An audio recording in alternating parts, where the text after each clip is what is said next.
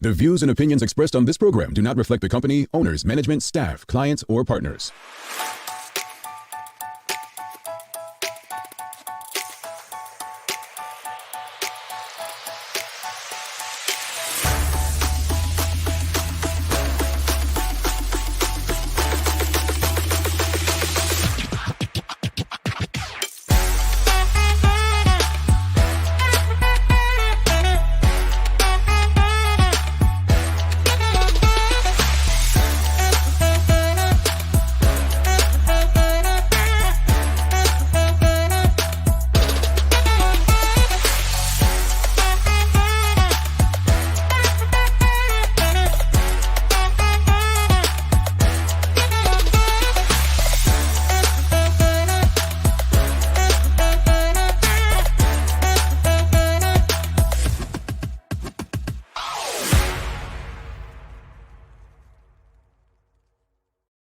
It's Thursday, the 27th day of October, 2022. Welcome to the Daily Hour, brought to you by Medical House One Communications and Linda's. I'm Jamal Hartman. She's Sandra Durham, and Maya Palacio will be with us in a bit to bring you the latest in her news break, brought to you by People's Pharmacy. Sandra, welcome back. Good morning. It has been over a week since I've seen you.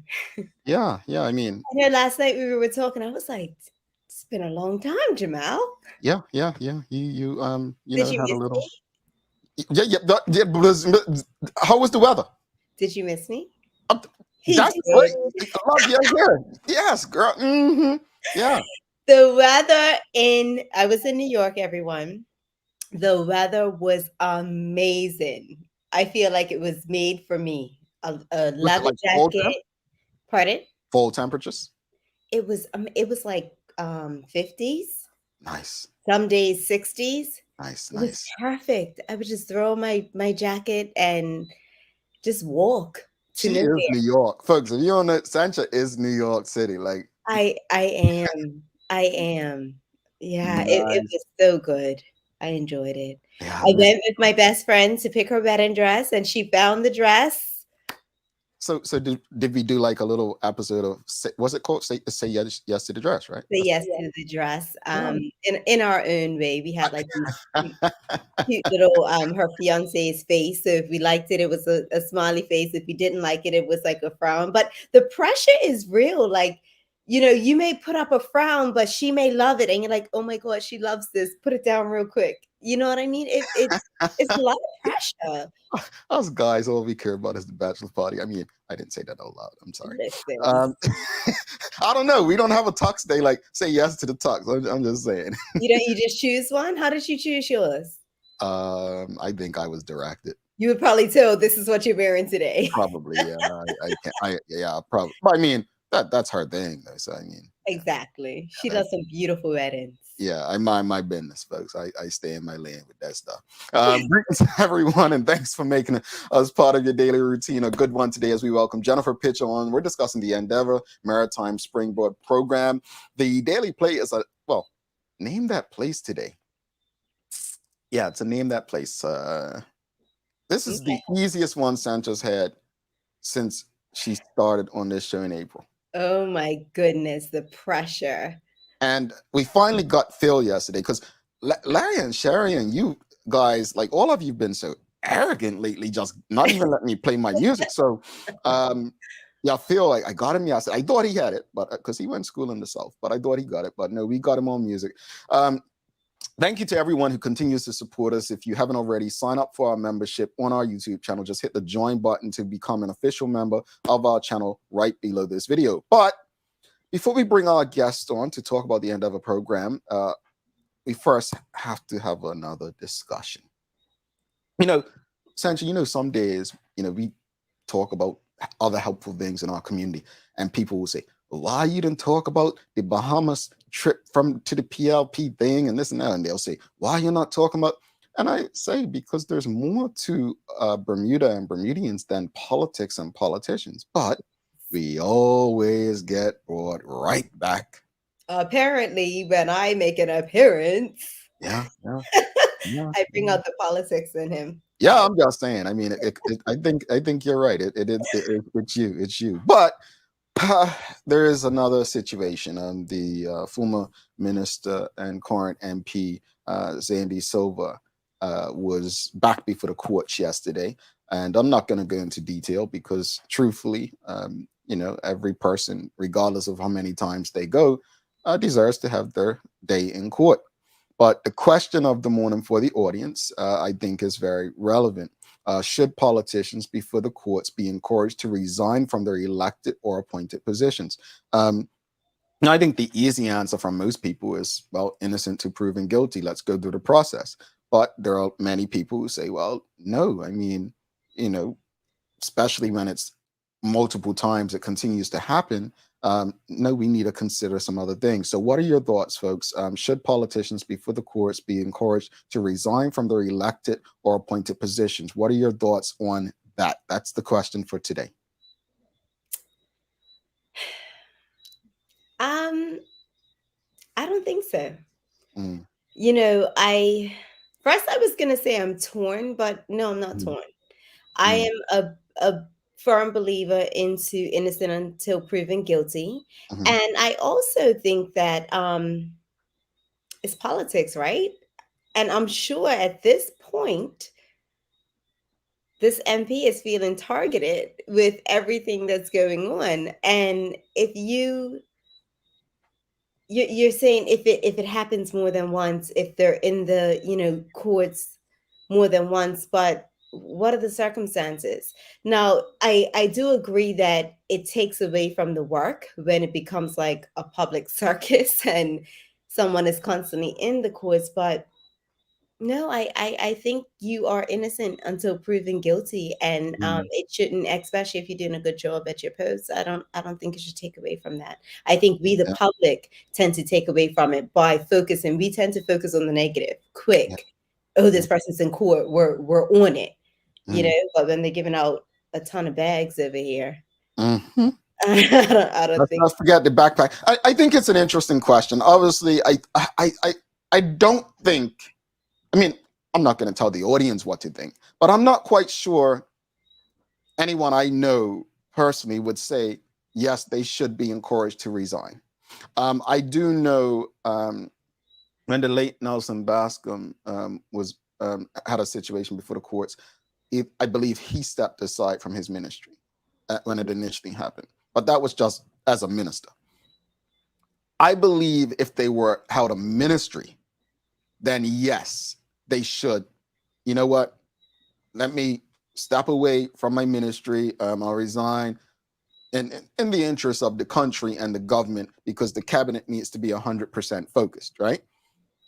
I would say yes, they should be encouraged to resign from their ministry.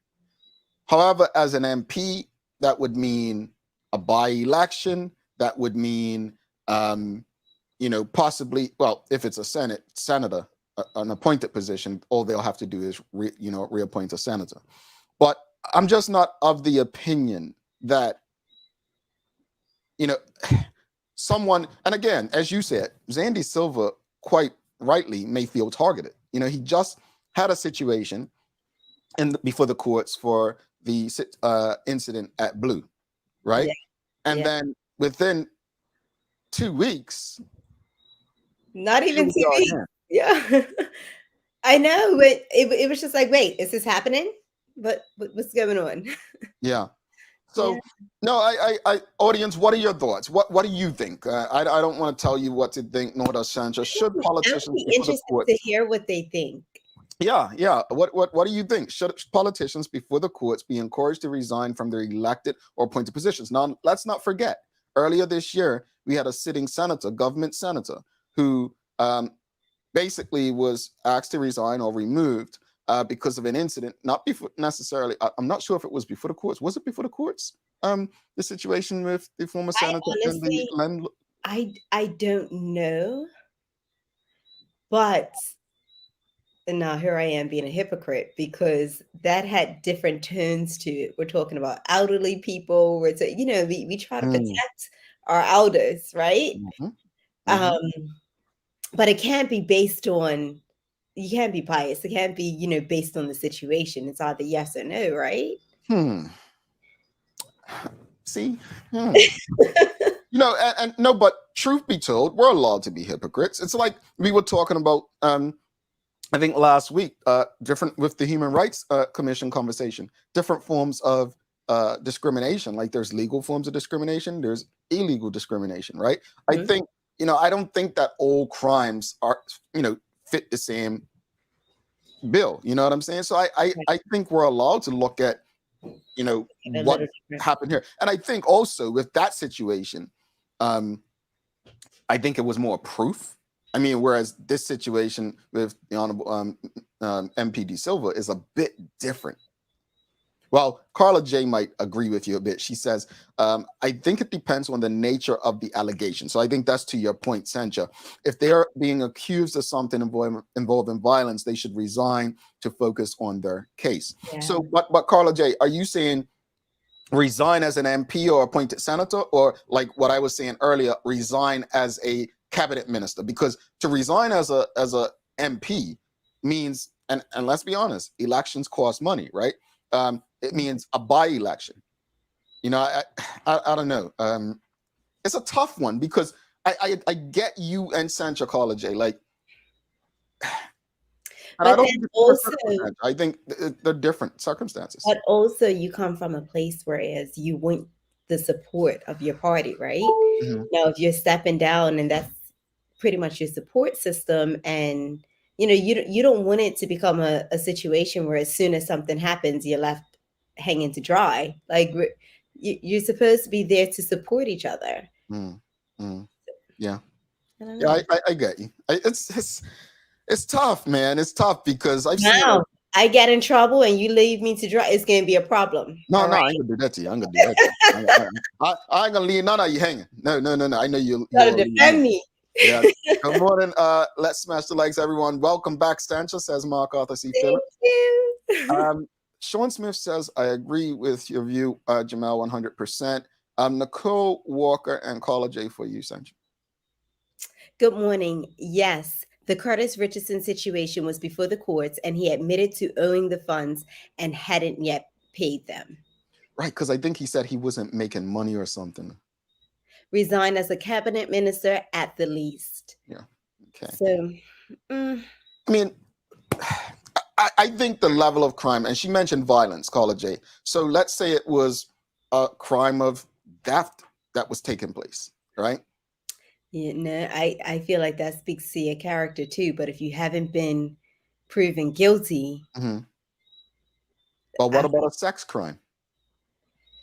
duh. You got it's again. I don't think it's really any right or wrong answer. I mean, from my position, I just believe. I don't know why I believe in the process the way we were read it, but that's not about me today. But I believe there should be a process. I believe that the if they hold a cabinet position, yes, resign. If they're an MP, I think that we should, allow the process to take its course, depending on what the allegation is. Nicole Walker says, I also agree with Jamal in this current situation. Charles H. Jefferson II said, I would say no. I would understand if the party leader asked them to resign, as it takes the focus away from the government's work, as Sanchez said, and it currently hinders the restoration of people's faith in government.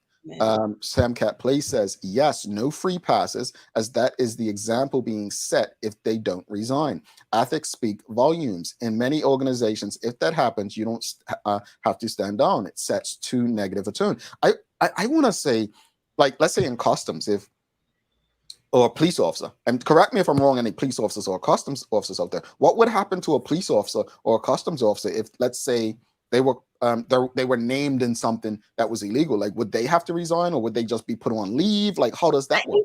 I think they get put on leave. Leave with pay or without?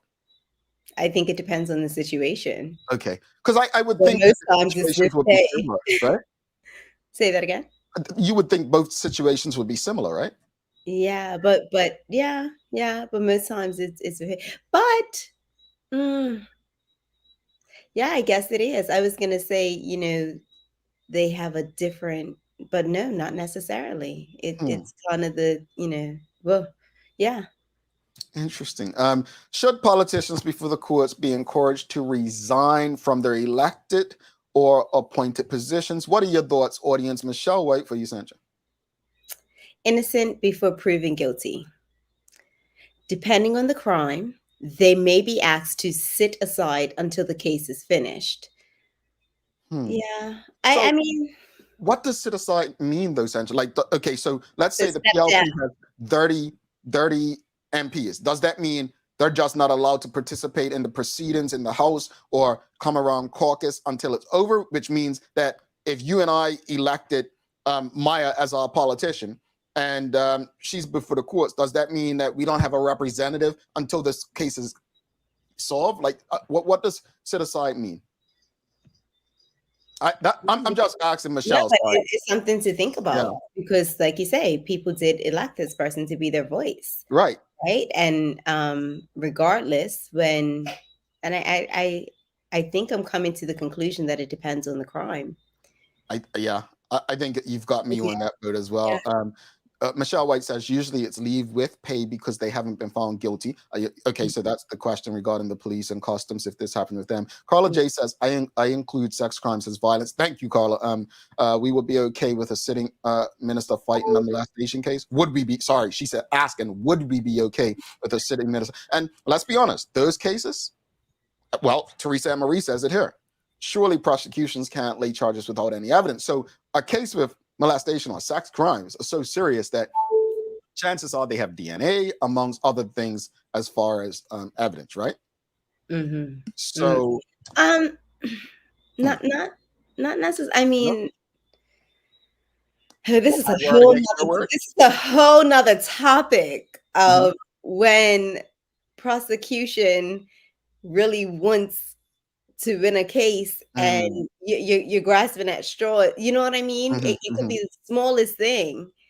I don't know. I'm not quite sure that's fair to say because I've seen cases where it's just like, okay, the evidence is not really that tight, but it's almost like you're bringing this person in because you have quotas to make and you have to, So I'm not quite sure.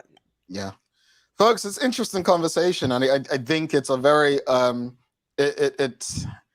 I think I'm stuck on the suspended with leave or on leave with or without pay, because at the end of the day, a politician, there's how many of them? 36 MPs, and then there's 5 government senators, 3 non-government senators, and then 2 or 3 independents. Long story short, at least the elected ones, I'm not quite sure how putting them on leave benefits the constituents who voted for that. With pay, that sparks a whole nother conversation. When you start talking about people doing leave with pay, it's just like we're paying them our government tax money. Yeah. We've seen that happen. Teachers on trial, police officers on trial. So, what are your thoughts, folks? Should politicians before the courts be encouraged to resign from their elected or appointed positions? I stand by that. If they're a minister, definitely.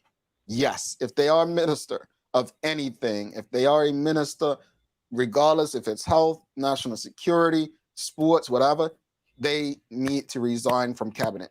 As far as government, I think Carla J and Sancha have sold me on their perspective that I think it depends on the crime. We've got to understand that some crimes are more serious than others.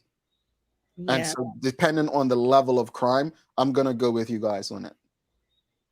I just don't believe that someone who is up on serious charges, violent crime, should be, no matter the role, should be representing the people. Yeah. Yeah, that's where I'm at with it. I just, again, I don't. This is a tricky one. It is a tricky one. I don't think it's a right or wrong answer, Sancha. Yeah, it's a tricky one. It really comes down to, it's like people voting, right? We're literally talking about, it's like voting, like whether or not we believe a sitting MP or appointed senator should remain if they're before the courts. I think it's a matter of people's individual conscience. And I completely understand people who will say, No, everyone deserves their day in court. I get it. And also your moral values, right? Mhm. Like your morals may differ from mine. So something that I feel is not a big deal, you may just be like, no, they need to sit out. So it's that gray area. Where do you draw the line? Yeah, yeah. Yeah. Interesting conversation. Very interesting conversation. I obviously, folks, if you haven't heard, former Minister of Tourism most recently, the Honorable MP Zandy Silva is before the courts. As of yesterday, he was charged with, and I don't remember was it money laundering, proceeds of crime act, something like that. So he is back before the courts again, and obviously people have opinions. I mean, at this point, I if I were Zandy Silva, I would feel targeted. Now, let me be clear when I say this. Me saying I'd feel targeted isn't saying that he's innocent or guilty of whatever he's being charged of. I'm just saying it's like you got over one hump and now it's you're right back in there. I need Maya to give us details. Like, so what? Okay, we're saying it's money laundering charges or whatever. Like, what are the details? No, Like, I didn't say money laundering, folks. I said proceeds of crime act. I'm just gonna put allegedly in front of it. Pretend I said allegedly. Hey, this show is recorded. This is live. All right? I'm just going by a headline that I saw. So yeah, there's headlines be getting it gets you in trouble. But what are the circumstances of it? Is this? And I'm just Jamal. I always get myself in this space. I think we should bring Maya in. That's what I think. Yeah. Is this to do with our friend that disappeared? Is this whole same situation, or is this something different? Honestly, I tried not to read it. To be honest. Yeah, because I didn't want bias in what I felt we were going to discuss today. So all I know was that he was charged. I'll actually read it today to kind of get more details. I know. So the next time I'm on, we're gonna continue this conversation. What she does to me, you see how she is. So you see it, folks. You see it because I have a whole lot more to ask and say. Comment. Michelle White and Dr. Seaman. If you think about it, look how long it takes to get someone to court. The politician is active for a year or two while that case is built. Yeah, he'll be okay. Track record, sigh. Oh, that's Dr. Seaman. And then Renee Simmons says, if found guilty, yes, they should resign, but he needs to have his day in court. And then this new DPP ain't playing. She is surely making a name for herself. Well, let's bring Maya in, see what the Meister thinks about this. Well, she may not think anything, but let's bring her in. Did you just call her the Meister? Oh, I did, didn't I? What is that about? Oh, I don't know, Sensta. All right.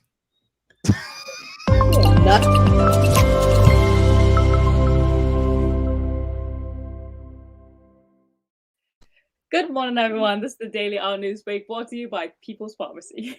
Good morning, Maya. How are you? Good morning. Yeah, apparently I'm the Meister now, which is something I've never heard before in my life. I don't want it to stick for you. Thank you very much. Neither do I.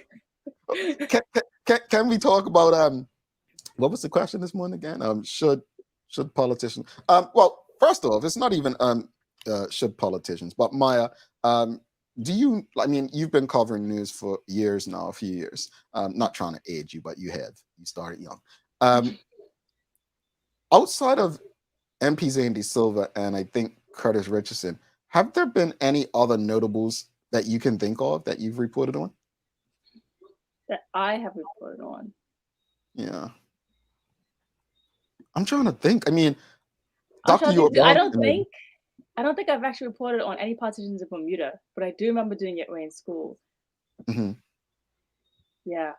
And when you did it way in school in Canada, right? And did they they have to resign or not? I know there was a lot going in with the parties. That was a while ago. You got me now. I know something happened. It wasn't like they just like kept their seat and kept rolling. There was a lot of like different switch-arounds or silences. Couldn't really hear for them. I couldn't tell you if they got like like had to step down with no pay, but I know they weren't like in the scenes, and the party made it kind of clear how they Got it. felt, you know? Like the party gave their opinion, because obviously people were just like, this is happening to one of your members, like no one's saying anything. So there was always like, you know, the party was giving their opinion. Interesting. Just got some fans in the audience. Caller Jay, good morning to the Meister. And do not let this stick, people. Charles H. Jefferson seconds. I kind of liked it, the Meister. So I'm just, I mean, folks, don't do that. Don't do that. I you know, hey, I'm drunk on water this morning. Don't worry about that. That's stick on the end. What you got in the news for us, man? Well, I did want to just clear up the conversation. I did go on the Gazette just now, just so everyone knows. I did read it a bit yesterday, but it is that Zane De Silva appeared in court yesterday and charged with money laundering in connection with the Savvy Recording Studio scandal. So yes, the gentleman who left Bermuda with $800,000. It is in connection with that. So that's why. Oh, I shouldn't say what we were talking about in the group. So I was on a chat group, and so that's why the Blakey guy's story was underneath that. Then. Yes. I'm playing dumb. Don't worry about me. Listen, no. I'm saying, folks. What else you got for us, Brian? Get along. So the PGA Tour apparently coming in the news this morning is driving a $11.9 million into Bermuda's recovery tourism industry. With only one day to go before the actual championship, KPMG has released the economic impact report for the 2021 tournament. And some other highlights that are included within this PGA tournament is that there's 129 golfers participating in the event, 391 caddies, and 12% of the spectators were overseas visitors and 88% were Bermuda residents. Okay. No comment. Next up on the list, it is Tech Week right now in Bermuda. It actually did start off last night, and there's going to be a number of events to attend, like even lectures from persons who are futurists, and we get to kind of know what they expect from the future in tech. And today, as we spoke earlier this week with Kari Luna, is the NFT panel, and that starts at 2 p.m. at the BSOA, and I hope everyone does come out to that. I'll be moderating the first panel with the youth people, and it's going to be a lot of conversation and a lot of knowledge. I'm going to the second tonight. I was one of those lucky people that got tickets. Oh, you did? That sold out really fast. So basically, everybody from the TDH team except Sherry and me gonna be at this. Huh? It seems so. I know. I'm honestly, man. I am so happy about this. I think, and I'm gonna use you guys. Tech is not always the person who's operating on a computer or hardware or software. Sometimes tech is simply finding ways to utilize it to make a living. And so I just feel like all of us, I went to a technical school.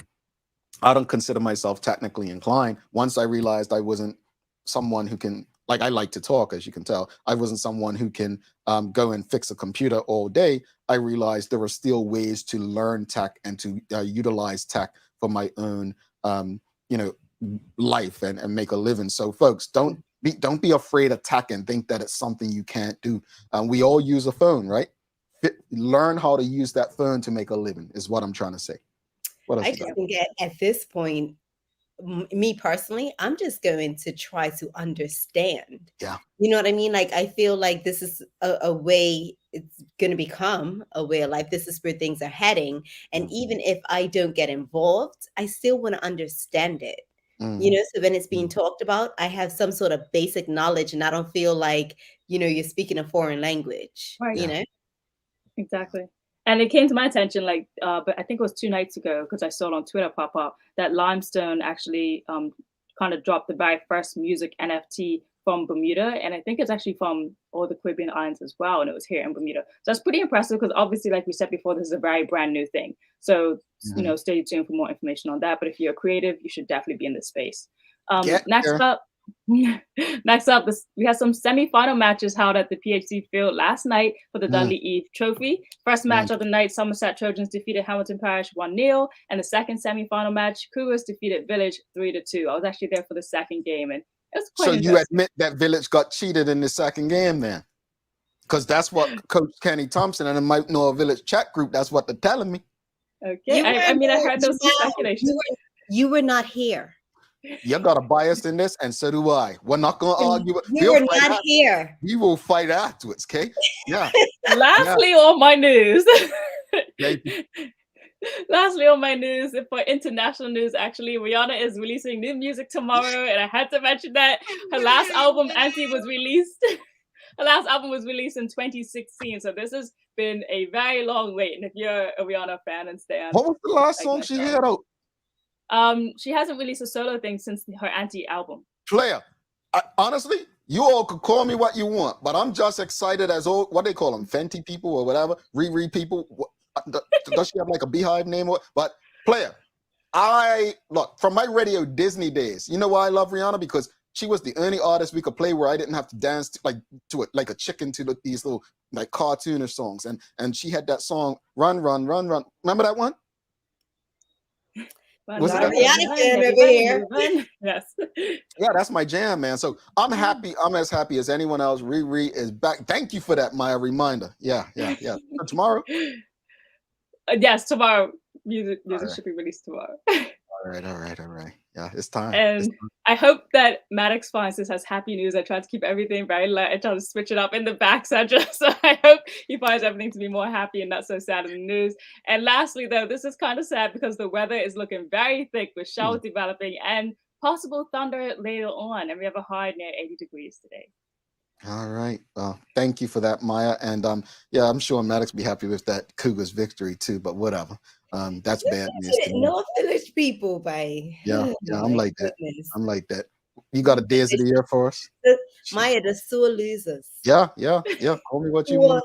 I was just a spectator. So you didn't have a team? So my son Maddox plays football. He has Village this weekend. Yeah. Tell him watch out, okay? Yeah. Can't wait to talk to you on Monday.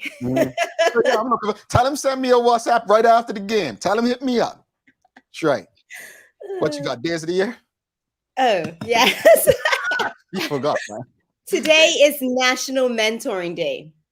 Most everyone has someone they look up to, and when that person is willing to invest some time and energy into helping them along on their own journey, the relationship is that much more important. National Mentoring Day celebrates and raises awareness for the importance of having mentors and role models to look up to in life. Who were some of your mentors, Sandra? My dad was a huge one. I talk about that all the time. I don't know. Yeah. How about you, Maya? I have a lot of people that I look up to now. Yeah. Tammy doesn't know it, but I look up to Tammy all the time. Like Richardson Peoples? I do. Yeah. I do. How about you, Maya? Well, since you're giving me the spotlight, I do want to say thank you to the both of you because obviously, Sandra, you've been, ever since I saw you, I was like, this is the most beautiful woman and very well articulate and honest person. Or like you have very much presented yourself in a way that I'm just like, I wish I can get myself primed up every morning and to speak so eloquently as well. So I really love that about you and seeing that. And of course, Jamal, like you just being honest with me and reaching out to me every once in a while and helping me with my videos or with my creative thinking and to help my brain flow. So it's really, really nice and important for me to have a team like this because it's very sweet to actually be able to talk to someone. It's hard doing this stuff alone sometimes. So I really appreciate you guys. No, thank you. Maya. Thank you, Maya. No, honestly. Who's some of your mentors, Jamal? Mine? I'm gonna be honest with you, and I hope they don't mind me saying publicly. Obviously, my parents, because they were both entrepreneurs in their own right, they did their thing. But Tamara Richardson, she's probably been one of the most influential and honest people when it comes to business with me. Charles H. Jefferson II, especially from a tourism perspective, he's been very, I guess, very instrumental in helping me understand business beyond Bermuda and industry beyond Bermuda. And then I have to use my former employers in Thailand Communications, Alroy Smith, Glenn Blakeney, and Scott Pierman. Like the lessons I learned from them, like, trust me, I learned more lessons from them than my years in school. Like they taught me so much. So I would say those are the people off the top of my head, but there's been so many people along the way that continue to come in my life. And so, yeah, I'm grateful for them. So Thank you. I know when you asked, it was like it's ooh, you don't want to start calling like single. Yeah. I don't want to. You know, Yeah. you said your parents, but I have to say my mom, when it comes to mothering, I know a lot of people say I go over and beyond. It's because my mom did that for me. So yeah. All right, Maya, thank you so much. We will see you tomorrow, Friday. Do you think she's going to announce our song before the show? We can like sing along. Oh my gosh, I would love that. If it is released by 12 midnight, if it is, I already know every single lyric and every single song tomorrow before the show. I'm gonna tell you that right now. See you tomorrow, Maya. Song Bye, guys. All right, folks. We're gonna take a quick break. We've got our guest coming up, Jennifer Pitcher. You don't want to miss this conversation. We say that this show is about improving our community one conversation at a time, and this conversation is a reason why. Stick with us. Do not go anywhere. Oops, sorry.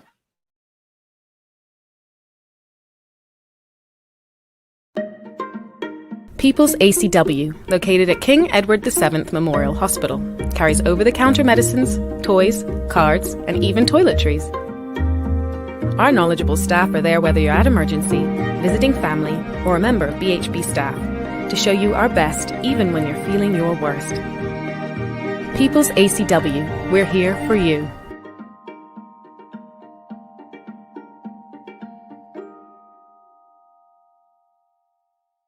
Hi, I'm Karen, a nurse at the old folks home.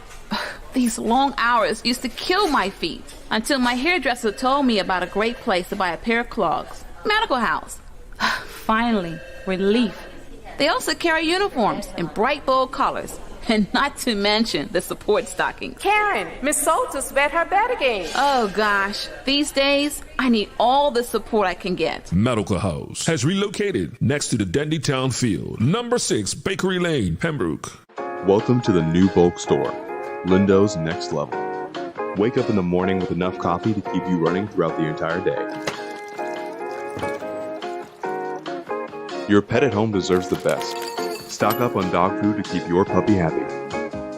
Need a quick, tasty lunch at home? Your chicken nuggets will be jumping right out of the freezer. What's a movie night without popcorn? You can never have too much. Lindo's Next Level. Why go anyplace else? Alrighty, welcome back to the big show. She's Sancha Durham. I'm Jamel Hartman. It's the Daily Hour brought to you by Medical House, One Communications, Lindo's, and People's Pharmacy. Folks, do not forget to sign up for membership. Just hit the join button to become an official member of our channel. You can also make donations, give thanks to us so that we can continue to bring awesome guests like Jennifer Pitcher on the show. Let's give her a big, warm TDH welcome. Good morning, good morning, good morning. How are you? Good morning, Jamal and Sancha. I am very great this morning. I'm very grateful, and I'm so excited to talk with you this morning. You know what? We're grateful to have you. And obviously, I'm just finding out that you and Sancha, well, we'll get into that a bit later, but we have to ask you. We will have to ask you, who were some of your mentors, in your career? Oh my goodness. I feel like there could be a whole nother conversation about that. It's taken me a journey to get to where I am today, and I'm super, super grateful. In fact, I always say that, this conversation is going to be about Endeavour and how we're changing young lives across our island through experiential learning. But I never imagined myself in a million years to be working with an organization that uses sailing as a vehicle to get people on the water, because I didn't have a sailing background prior to that. But I would kind of echo Maya in that Sancha is definitely one of my mentors in terms of how she is so resilient. She is a super mom. She balances it all, and she does it with grace. And I'm so grateful that I was going to say that the America's Cup brought us together, and the America's Cup created Endeavour. The America's Cup was an interesting time for our island, and Sancha and I went through it together as first-time moms. And shout out to Jess as well. It was interesting. But definitely also I'd have to say my mom. My mom is a single mom. And she's been in the Canadian Army for 40 years. And so she showed me, what it's like to my work ethic and what it means to give back to the community. And it's really shaped my life, actually. So wow. Nice. When I say her mom is amazing, like Jen and I are on that level where I've hung out with her mom, and it's such an amazing lady. Nice. I And love it. so giving. I remember when I was pregnant with Maddox, I came back to the office one day and laying on my keyboard, her mom had left this gift. It was like all of these clothes that like just so giving and so sweet. And I barely even knew her. And I'm like, oh my goodness, this lady is so sweet. And these are the folks that are bringing you a program like Endeavour. That makes you know this is a good program. So just Yeah. speak to the audience who may not know the audience. What is the Endeavour program?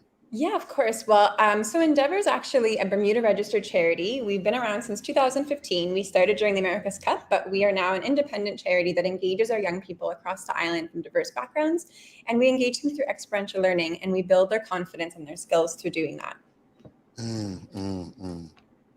So for me, obviously, Jamal, I asked to be on today because Endeavour was special to me. I saw from inception, day one, when the idea of Endeavour came about, and I thought it was really cool because although when I was younger, my dad was into the water, like he raced boats and all of those things, but I was totally aware that amongst the Black community, sailing was not considered to be a common space. It was considered to be more for people that had money. It's an expensive sport. So to hear the conversations and to know that, oh my gosh, we are going to be putting sailing in all of the schools in Bermuda, it was so heartwarming to me. And I'm like, this is going to be awesome. So kids that would have never thought about it, sometimes you have these little boys that are like, I'm only going to be playing football because my parents can afford a bowl and boots. We're putting them on the water. And so with that being said, Jan, why is a program like Endeavour important to our community? Well, it's exactly what you just shared, Sancha. Actually, we recognize that opportunities in our community are not necessarily the same for everyone. So it's the access part that we're changing through Endeavour. We're creating that access to opportunities to experience the water in a different way that many young people on our island otherwise would not have access to. And we really make it sort of an equal playing field by making sure that it's through the schools. So, for example, we're developing those skills through the Endeavour Middle School program. This past month was our 8th sort of kickoff of the Endeavour Middle School program. And we engage every single middle schooler through that program. And it's a 5-day program that's all about STEAM education and sailing. And so again, it's not just, this school or that school, it's every single school, which is about 700 young people a year in that particular program that get to come to us for 5 days. And then this week, we actually have students from across the island from different schools, public, private, and homeschool all together, and they're advancing their sailing skills through our graduate program. And so it's really about creating that access to opportunities, and Endeavour is really all about inclusivity and diversity. It was so cool last night. So I heard about the Springboard program, but I didn't understand it, like admittedly. So last night I had gone on and I was watching all of your YouTube videos. And when I tell you they are amazing, and what I got from it is that I knew one generation of Endeavour, but this is almost like the next generation of Endeavour, if we put it in like, easy terms. So you're here to speak about the Maritime Career Springboard Program. Explain to our audience what this program is about. I love how you've coined it, Sanj. It's really a 7-week career development program, and it's all about connecting our young Bermudians with the maritime industry. And what I'm loving about it is we've had 5 cohorts come through since 2018, and just connecting it to what you just described, it's really about now we're seeing young people who have come through the middle school program 6 years ago or 7 years ago, who are now in high school, considering what are they going to do for their career. And so many of them now, this year we had our largest cohort. We had 14 young people come through and graduate. And most of them were high school students at Berkeley and Cedar Bridge and a couple of other schools, balancing their academic commitments in their last year of high school. And some of them are now working with us, and others are working in the other maritime organizations, both locally and abroad. So what this program essentially is it is a 7-week program that connects Bermudians with other maritime careers that they might not know about necessarily. And then we also make sure that we provide this hands-on training that enables them to build their skills, get more employability skills, job readiness skills that are going to get them more successful in terms of the career that they really want, and to really follow their dreams and inspire them to do so. I feel like you just covered my next question, but you can Oh. probably talk about it a little more. What are some of the objectives of the program? Because from watching these videos, like I got so much from it. There's so many different levels, so many different layers to what goes on in the program. It's a dynamic program. So it is 7 weeks. It's mid-January to end of February. And so the goals of the program are really to connect young Bermudians with our maritime pathways. And so we work with different maritime partners across the island, including some boat yards like Spar Yard, ocean sails, traditional sailmaking, and all sorts of amazing aspects of the sailmaking industry that the Hollis family does. And then everything in between, from marine charities to Bermuda Maritime and Shipping Administration organization, talking about more of like the boat registration side of things and the international shipping industry and how to get young Bermudians involved in that. Can't forget the super yacht industry, those fancy super yachts that, for me, my first exposure was during the America's Cup, seeing these beautiful, majestic boats, and seeing young Bermudians now working on some of these boats as first mates and deckhands is just, it's nevertheless inspiring. And then we also have the Coast Guard. And we have young Bermudians working in a lot of these organizations now, and a lot of them started through Springboard. And that's what it's called, that is because we're springboarding their careers. We're giving them the fundamentals, the qualifications, the training, the network opportunities, and then they take it from there and they go to the next level. So from what I understood and what I had seen, they were learning the difference between diesel and gas and fiberglassing and plotting courses and power boats to say, like, it was just so much that was involved. Can you explain? Have I missed anything? What are some of the No, of course. So just to help with that, so the career days in themselves are very dynamic. And so I mentioned some of the organizations we work with, and we're really, really grateful because it's not just Endeavour that does this program, and we actually partner with the Bermuda College to make this program happen. So we partner with the PACE division, the Professional and Career Education division at the college. So this is our 6th year partnering with them. And so we partner with them because it gives the students access to become Bermuda College students during the program, and we can have a central location. Our locations are in Dockyard and St. George's. So we have a central location at the college to do some of our career days. But really, in terms of the qualifications that we can offer, they're recognized around the world. So Endeavour is a Royal Yachting Association accredited organization. And what that essentially means is we can offer these qualifications and this training so that young people in Bermuda can get these sort of starter qualifications that then they can build their career and they can work anywhere around the world. In fact, we have some of our young people now, young Bermudians, who are traveling the world, including working with LGP. But the actual qualifications themselves, so we have the sort of essential, the basic sailing. There's no experience necessary. So while it's great to have some of the young people coming through who've done some of our other programs who have that basic level of understanding and skills in sailing, we've had some people that have come in sort of this time of year and they do the program in January, February. They start off with zero knowledge or background in sailing. And some of them have progressed through the 7-week program and become qualified instructors at the end of it. So we call that the 0 to hero aspect of the program. So the sailing part is like really that grounding in sailing. Then we can progress on to seamanship and spinnakers and day sailing. It's a bit more advanced sailing.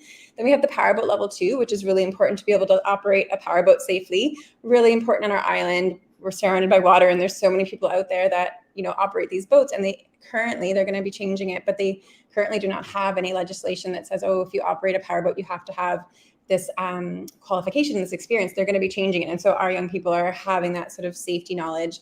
Then we also do because we are a youth organization, and some of the young people come through, they want to be instructors to teach other young people. So we have the safe and fun safeguarding. That's how to interact safely with one another in different environments.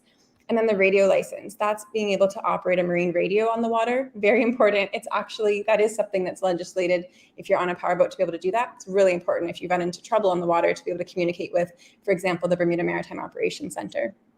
And then we also have the instructor course for those who, again, want to be an instructor. So lots of qualifications, lots of networking. And again, it's a 7-week program, but it's Monday to Friday. It's very dynamic. There's a lot going on every day.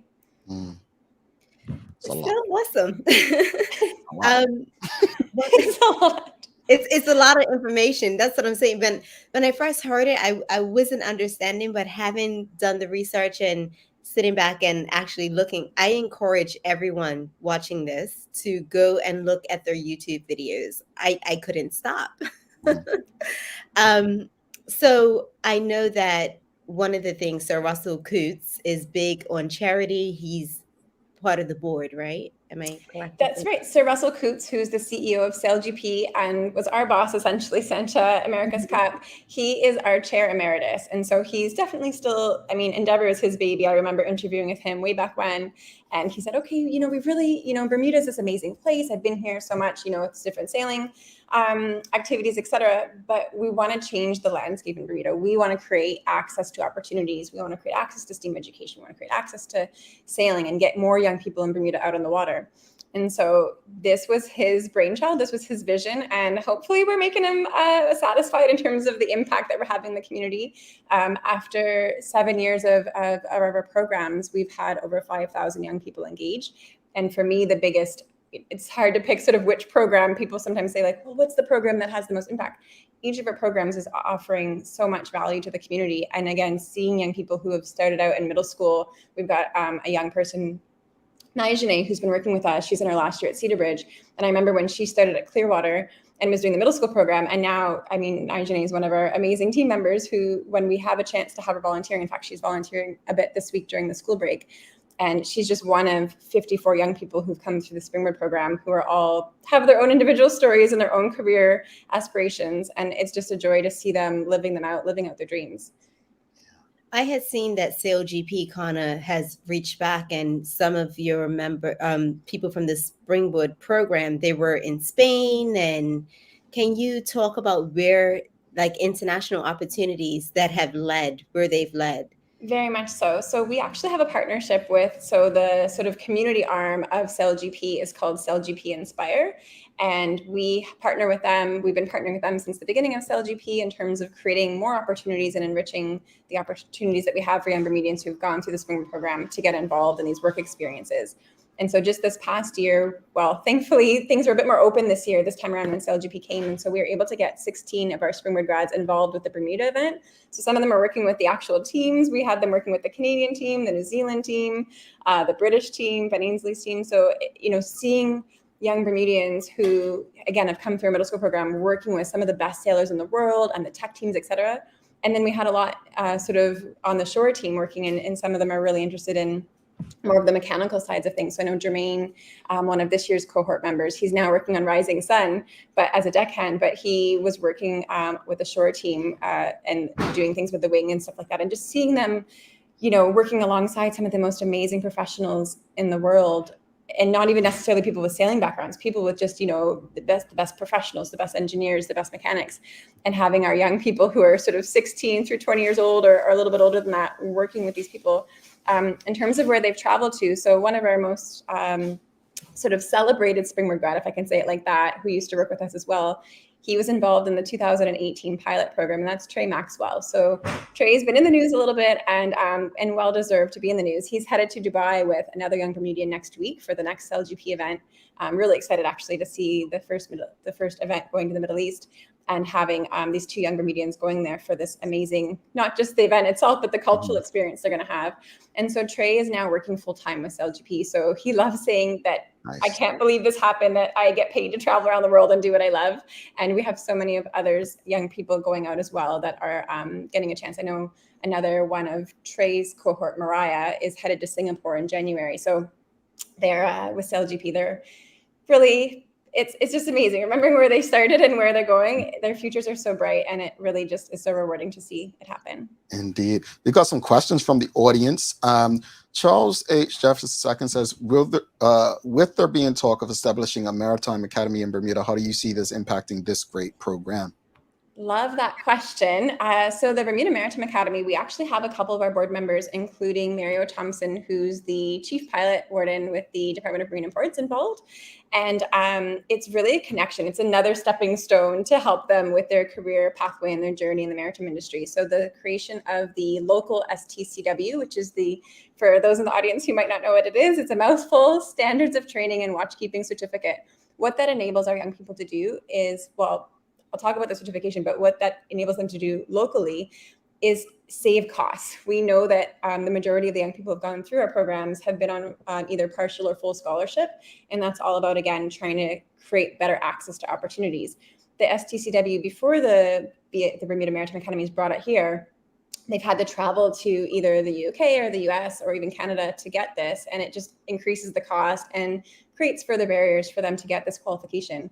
It's a really important qualification to be able to work on any boat, essentially, the charter boats, the super yachts, anything like this. So it really, having that partnership with the Maritime Academy enables us to bring more opportunities to our young people, similar to our partnership with CLGP. So we embrace it, actually. We really, in fact, have a young person who just graduated this year who's working with us, Melaku, who is very interested in the STCW. He's one of many. And he was looking at this really expensive course to do overseas in the UK, and we were able to bring down those costs to see if he can do it locally. So it's going to really help him to be able to have better access to that opportunity.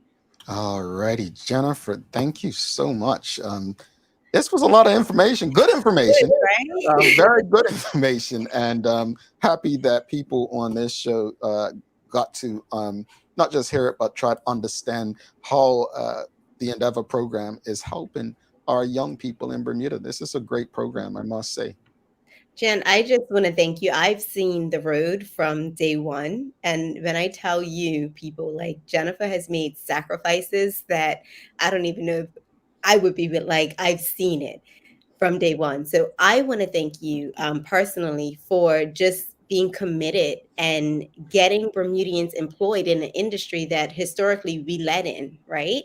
Getting back to that. So all of your hard work is being noticed, and I'm so proud of you. That is so kind, Sandra and Jamal. Thank you so much. And I know it's a lot of information. It can be overwhelming. It's so much to talk about, but I really hope that people do check out the videos that Sandra was talking about, because I feel like for me, I can be just, it's the information and like, here's the stories, but seeing the videos, being able to meet the young people who come through, their stories are the ones that keep me going, that keep me motivated to do all of the behind the scenes. And in case your listeners are wondering, okay, I've got a son or a daughter or a godchild or someone that you know that could be interested, we're actually recruiting for the next cohort right now. So we encourage those listeners to email us at education@endeavour.bm. We're accepting applications for the next cohort of this program until November the 4th. So please email us.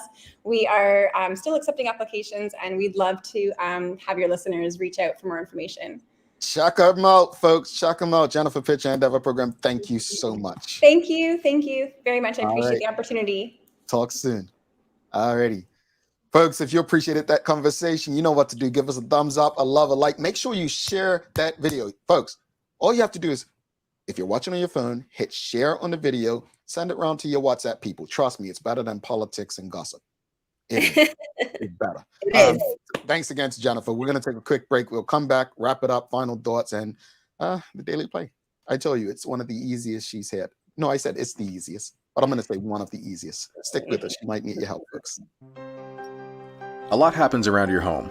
That is why at One Communications, we have introduced affordable security and video monitoring, because everyone should be able to afford to protect their family. Anytime, from anywhere, One Home Security keeps you connected and puts security in your hands with an easy-to-use smartphone app to control everything.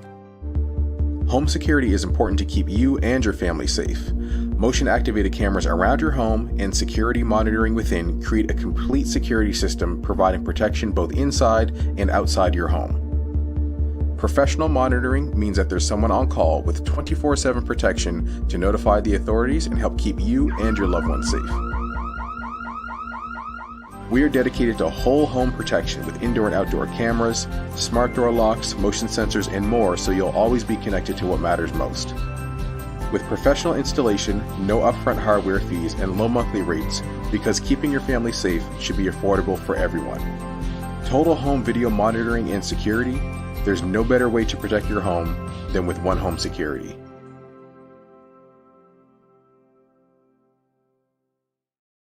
All right, welcome back. It's the Daily Hour. She's Sancha Durham. I'm Jamal Hartman. Thanks again to Jennifer Pitcher from the Endeavour Program. Folks, give us a thumbs up. Show your love for that conversation. A lot of information, helpful information for Bermuda and our community. Thanks again to One Communications, People's Pharmacy, Medical Cylinders for ensuring we're able to do this with you. Time for the Daily Play, brought to you by Heineken 0.0, great taste, no alcohol, and Bermuda Trivia. Now available at stores throughout Bermuda. Follow Bermuda Trivia on Facebook, Instagram, Twitter, and TikTok to find out why it's Bermuda's favorite trivia game. Sancha, are you ready?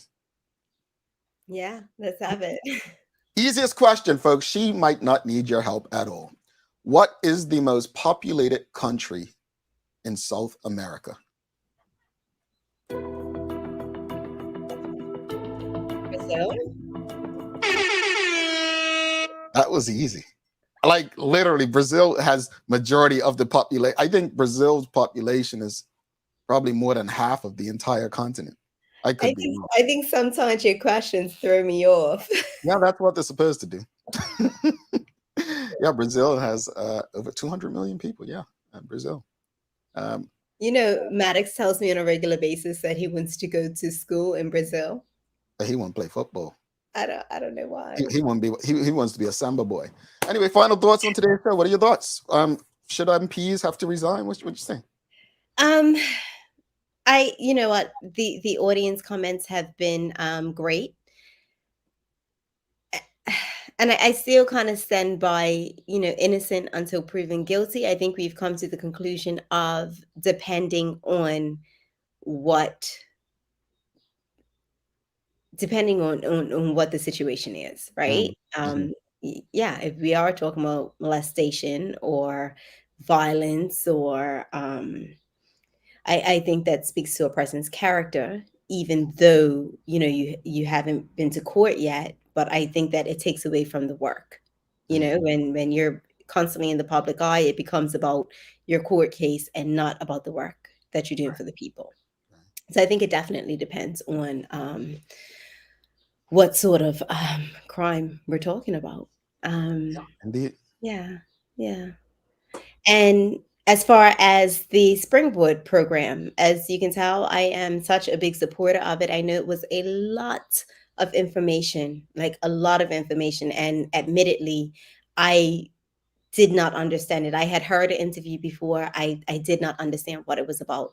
And I encourage people to go and actually look at the videos so that you can get an understanding within yourself, because as I said, we are getting people back to work in an industry that we historically took the lead on and through this program. So I think it's an awesome program and we should take advantage of it. So please look into it. If your kid's 16 and over, and 16, it's fairly young, for them to be taking them on. So I encourage people to look at it. Yeah. With the discussion, MPs, I just think it should depend on the crime. Someone said on Twitter this morning, if it's just speeding tickets, I mean, are we really going to hold that against them versus something more serious? So I think it should depend on the crime. Definitely think, regardless of the crime, they should resign from cabinet if they were a minister. But as a sitting MP, I'd say depend on the crime. As far as the Endeavour program, I'm just really happy that more opportunities for young Bermudians are being made available. We've spoken up to Corey Luna this week about the NFTs and blockchain, and now we're talking about Endeavour. Right now, I know people may think that, the world was much better when this or that, but right now the opportunities for young people are endless. And so I just hope that more people are open to doing more than what the norm was, as Sancha said, it's football, cricket, or whatever. There's more opportunity. So hopefully these conversations inspire parents and guardians and family members to encourage their young people to grow, expand their horizons, right? You got some daily inspiration for us, Sancha? I do. All right. The future belongs to those who believe in the beauty of their dreams. And that is by Eleanor Roosevelt. All right. Thank you so much for that. Thanks again to our partners, Medical House One Communications and Lindo's, and People's Pharmacy, for ensuring that we're able to do this with you on a daily basis. As always, we appreciate you, we love you, and we thank you for making us part of your daily routine. If all goes well, we'll be back to do this again with you tomorrow. She's Sancha Durham. I'm Jamel Hartman. My friends, make it a safe and a great day. We're out.